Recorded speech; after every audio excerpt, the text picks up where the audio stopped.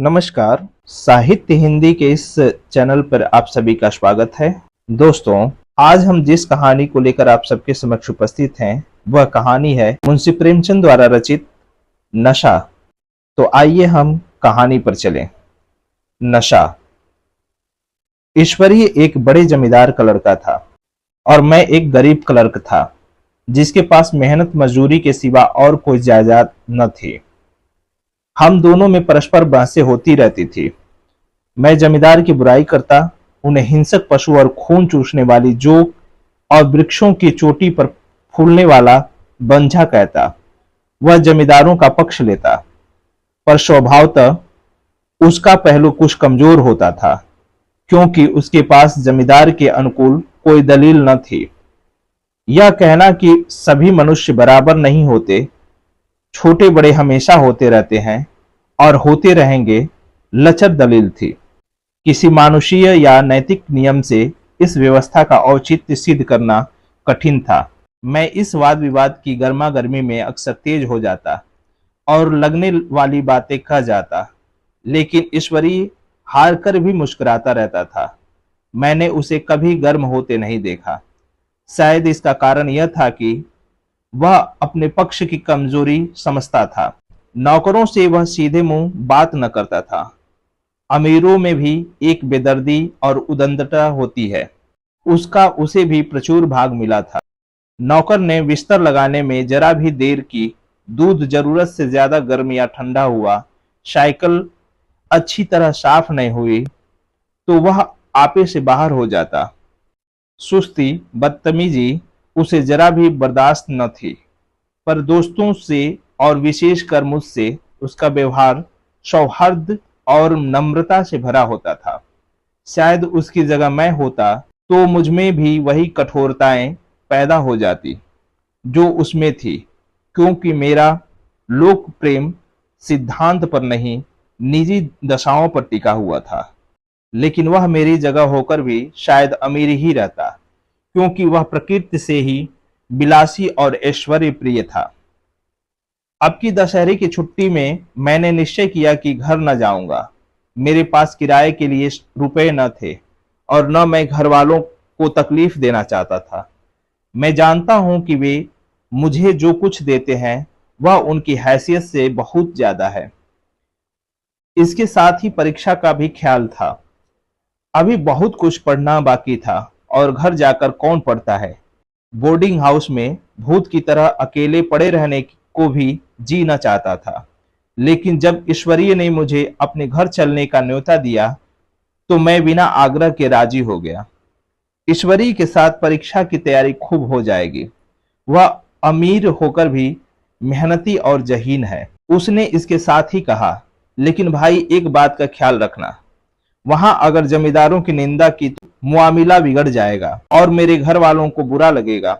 वह लोग तो असामियों पर इसी दावे से शासन करते हैं कि ईश्वर ने असामियों को उनकी सेवा के लिए पैदा किया है। असामी भी यही समझता है। अगर उसे सुझाव दिया जाए कि जमींदार और असामी में कोई मौलिक भेद नहीं है तो जमींदार का कहीं पता न लगे। मैंने कहा, तो क्या तुम समझते हो कि मैं वहां जाकर कुछ और हो जाऊंगा? हाँ, मैं तो यही समझता हूं। तो तुम गलत समझते हो। ईश्वरी ने इसका कोई जवाब न दिया। कदाचित उसने इस मुआमले को मेरे विवेक पर छोड़ दिया और बहुत अच्छा किया। अगर वह अपनी बात पर अड़ता तो मैं भी जिद पकड़ लेता। सेकेंड क्लास तो क्या, मैंने कभी इंटर क्लास में भी सफर न किया था। अब की सेकेंड क्लास में सफर करने का सौभाग्य प्राप्त हुआ। गाड़ी तो 9 बजे रात को आती थी, पर यात्रा के हर्ष में हम शाम को ही स्टेशन जा पहुंचे। कुछ देर इधर उधर सैर करने के बाद रिफ्रेशमेंट रूम में जाकर हम लोगों ने भोजन किया। मेरी वेशभूषा और रंग ढंग से पारखी खानकाशों को यह पहचानने में देर न लगी कि मालिक कौन है और पिछलग्गू कौन। लेकिन न जाने मुझे उनकी गुस्ताखी बुरी लग रही थी। पैसे ईश्वरी की जेब से गए। शायद मेरे पिता को जो वेतन मिलता है उससे ज्यादा इन खानसामों को इनाम इकराम में मिल जाता हो। एक अठन्नी तो चलते समय ईश्वरी ने ही दी। फिर भी मैं उन सबों से उसी तत्परता और विनय की प्रतीक्षा करता था जिससे वे ईश्वरी की सेवा कर रहे थे। ईश्वरी के हुक्म पर सब के सब क्यों दौड़ते हैं, लेकिन मैं कोई चीज मांगता हूं तो इतना उत्साह नहीं दिखाते। मुझे भोजन में कुछ स्वाद न मिला। वह भेद मेरे ध्यान को संपूर्ण रूप से अपनी ओर खींचे हुए था। गाड़ी आई, हम दोनों सवार हुए। खानसामों ने ईश्वरी को सलाम किया, मेरी ओर देखा भी नहीं। ईश्वरी ने कहा, कितने तमीजदार हैं ये सब, एक हमारे नौकर हैं कि कोई काम करने का ढंग ही नहीं।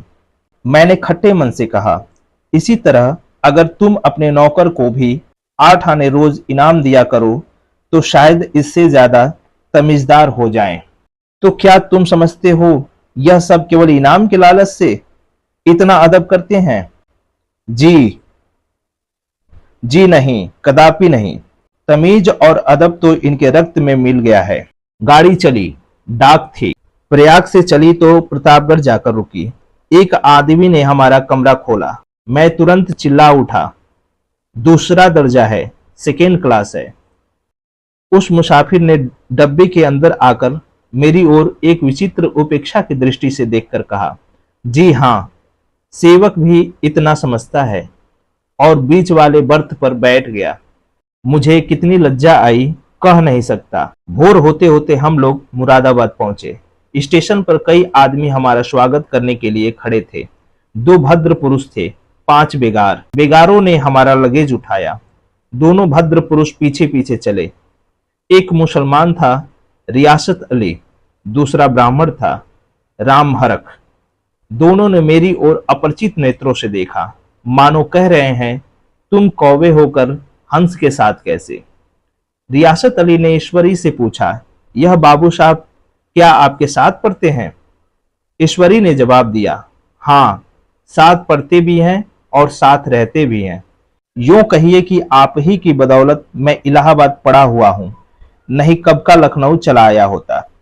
अब कि मैं उन्हें घसीट लाया। इनके घर से कई तार आ चुके थे, मगर मैंने इंकारी जवाब दिलवा दिए। आखिरी तार तो अर्जेंट था, जिसकी फीस 4 आने प्रति शब्द है, पर यहां से भी उसका जवाब इंकारी ही गया। दोनों सज्जनों ने मेरी ओर चकित नेत्रों से देखा, आतंकित हो जाने की चेष्टा करते हुए जान पड़े। रियासत अली ने अर्धशंका के स्वर में कहा, लेकिन आप बड़े सादे लिबाब में रहते हैं। ईश्वरी ने शंका निवारण की, महात्मा गांधी के भक्त हैं साहब, खद्दर के सिवा कुछ पहनते ही नहीं, पुराने सारे कपड़े जला डाले। यूं कहो कि राजा हैं, 2.5 लाख सालाना की रियासत है, पर आपकी मूरत देखो तो मालूम होता है अभी अनाथालय से पकड़ कर आए हैं। राम हरख बोले, अमीर का ऐसा स्वभाव बहुत कम देखने में आता है, कोई भाप ही नहीं सकता।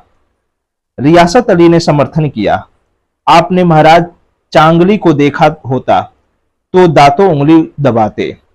एक गाढ़े की मिर्जई और चमरौधे जूते पहने बाजारों में घुमा करते थे।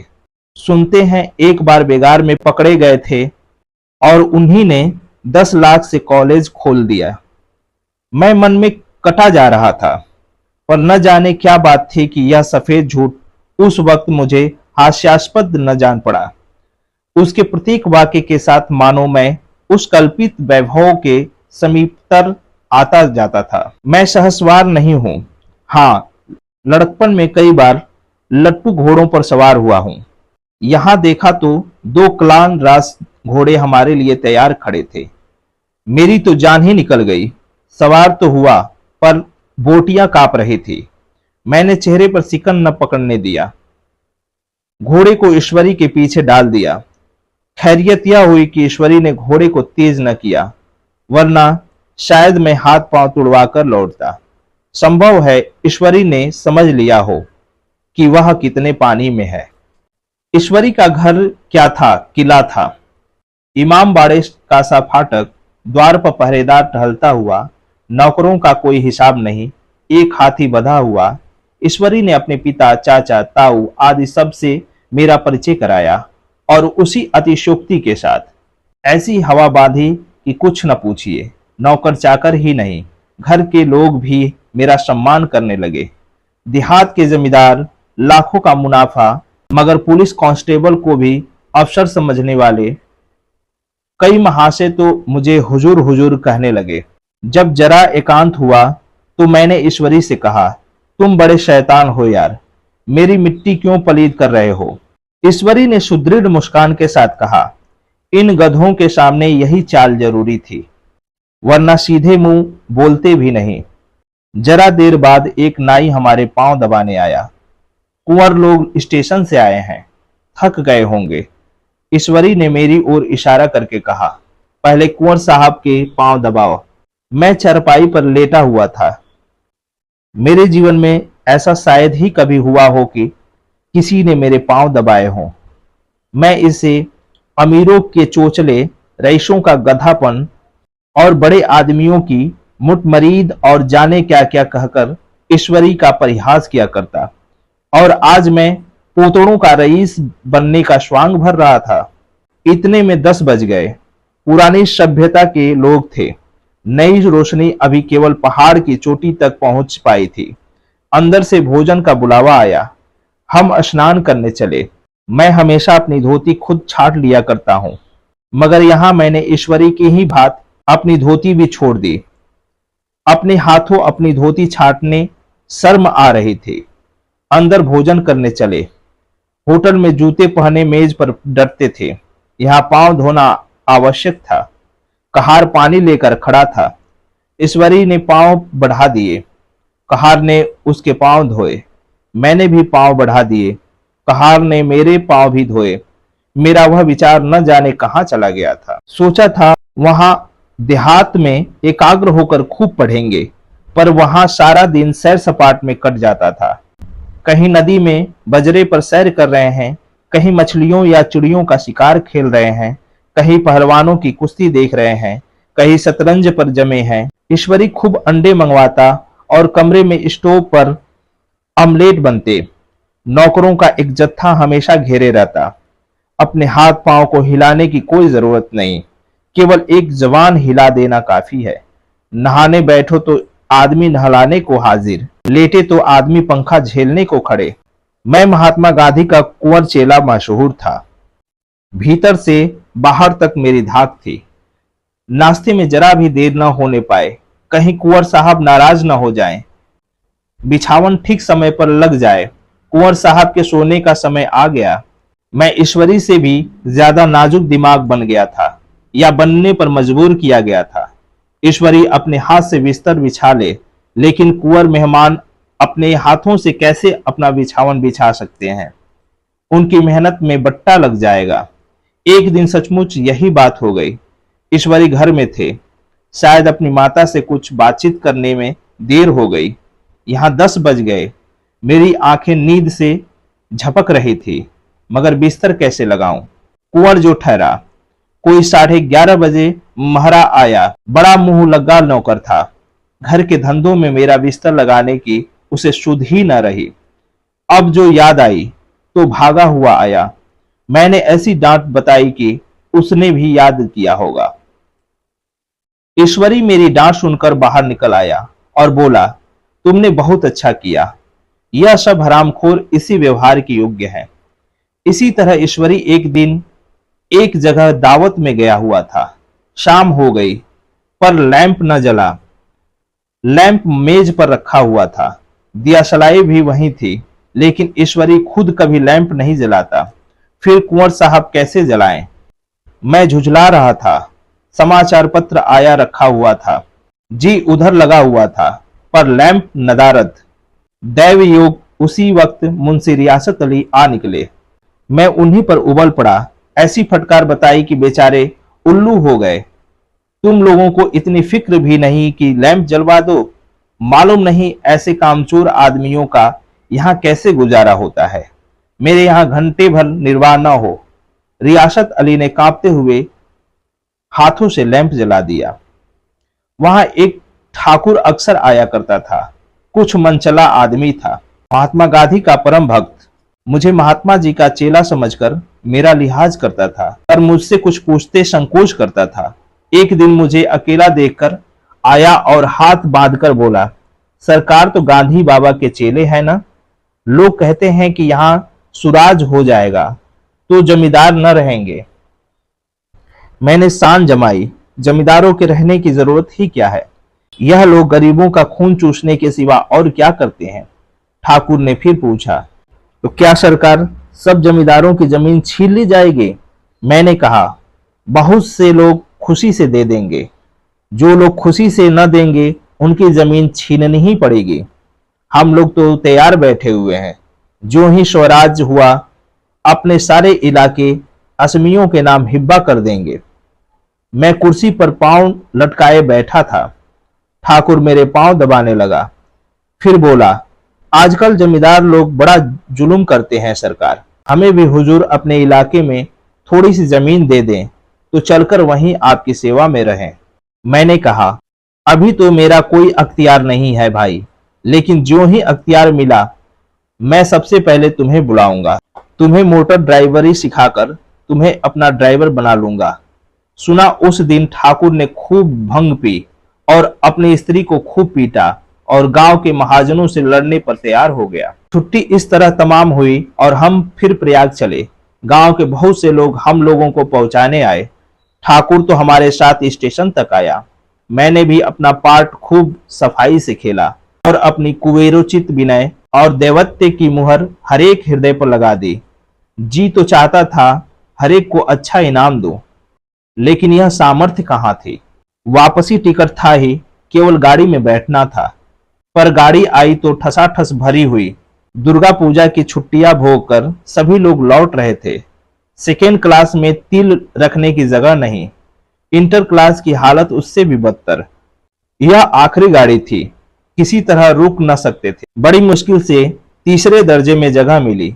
हमारे ऐश्वर्य ने वहां अपना रंग जमा लिया, मगर मुझे उसमें बैठना बुरा लग रहा था। आए थे आराम से लेटे लेटे, जा रहे थे सिकुड़ते हुए। पहलू बदलने की भी जगह न थी। कई आदमी पढ़े लिखे भी थे, आपस में अंग्रेजी राज की तारीफ करते जा रहे थे। एक महाशय बोले, ऐसा न्याय तो किसी राज्य में नहीं देखा। छोटे बड़े सब बराबर। राजा भी किसी पर अन्याय करे तो अदालत उसकी भी गर्दन दबा देती है। दूसरे सज्जन ने समर्थन किया, अरे साहब, आप खुद बादशाह पर दावा कर सकते हैं, अदालत में अदालत पर डिग्री हो जाती है। एक आदमी जिसकी पीठ पर बड़ा सा गट्ठर बंधा था, कलकत्ते जा रहा था। कहीं गठरी रखने की जगह न मिलती थी, पीठ पर बांधे हुए था। इससे बेचैन होकर बार बार द्वार पर खड़ा हो जाता। मैं द्वार के पास ही बैठा हुआ था। उसका बार बार आकर मेरे मुंह को अपनी गठरी से रगड़ना मुझे बहुत बुरा लग रहा था। एक तो हवा यूं ही कम थी, दूसरे उस गवार का आकर मेरे मुंह पर खड़ा हो जाना मानो मेरा गला दबाना था। मैं कुछ देर जब्त किए बैठा रहा। एकाएक मुझे क्रोध आ गया। मैंने उसे पकड़कर ढकेल दिया और 2 तमाचे जोर जोर से लगाए। उसने आंखें निकालकर कहा, क्यों मारते हो बाबूजी, हमने भी किराया दिया है। मैंने उठकर 2-3 तमाचे और जड़ दिए। गाड़ी में तूफान आ गया। चारों ओर से मुझ पर बौछारें पड़ने लगी। अगर इतने नाजुक मिजाज के हो तो अव्वल दर्जे में क्यों नहीं बैठे। कोई बड़ा आदमी होगा तो अपने घर का होगा। मुझे इस तरह मारते तो दिखा देता। क्या कसूर किया था बेचारे ने। गाड़ी में सांस लेने की जगह नहीं, खिड़की पर जरा सांस लेने खड़ा हो गया तो उस पर इतना क्रोध। अमीर होकर क्या आदमी अपनी इंसानियत बिल्कुल खो देता है। यह भी अंग्रेजी राज है जिसका आप बखान कर रहे थे। एक ग्रामीण बोला, दफ्तरन में घुसने तो पाँव नहीं, उस पर इतना मिजाज। ईश्वरी ने अंग्रेजी में कहा, what an idiot you are were. और मेरा नशा कुछ कुछ उतरता हुआ मालूम होता था। अभी आप सुन रहे थे मुंशी प्रेमचंद द्वारा रचित कहानी नशा। दोस्तों, मुझे उम्मीद है कि यह कहानी आपको निश्चित तौर पर पसंद आएगी। एक निवेदन, यदि आप इस चैनल पर नए हैं तो इस चैनल को सब्सक्राइब करना नहीं भूलेंगे तथा साथ ही साथ इस वीडियो को शेयर भी करेंगे, जिससे अन्य मित्रों तक इसकी पहुंच बन सके। चलिए पुनः एक नए कहानी के साथ अगले क्लास में मिलेंगे। तब तक के लिए विदा दीजिए। धन्यवाद।